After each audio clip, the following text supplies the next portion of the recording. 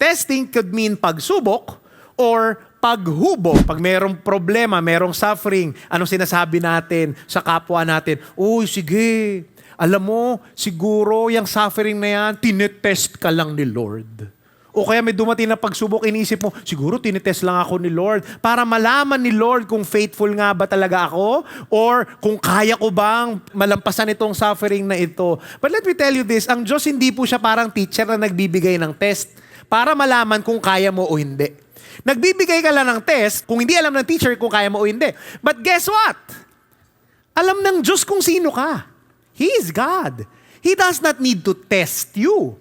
But God allows test not for Him to know kung kaya mo o hindi, kung faithful ka o hindi, kung mabuti ka o hindi. Hindi siya parang ganito, papadala ko nga itong pagsubok na ito, itong temptation na ito, titingnan ko kung magiging faithful siya.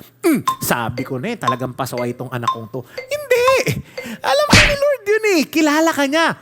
But He allows test not for Him to know, but for you to know. Uulitin ko He allows the test not for Him to know. He already knows. But for you to know. Di ba pagkatapos natin pagdaanan yung pagsubok, ano sinasabi natin? Nung una akala ko hindi ko kaya yun But I survived it. Kaya ko palang pagtagumpayan yung pagsubok, yung suffering. Instead of saying, oy, sinusubok ako ni Lord, tinetest niya ako, say, hinuhubog ako ni Lord. Paghubog. Because God is allowing suffering because your suffering can shape you or transform you.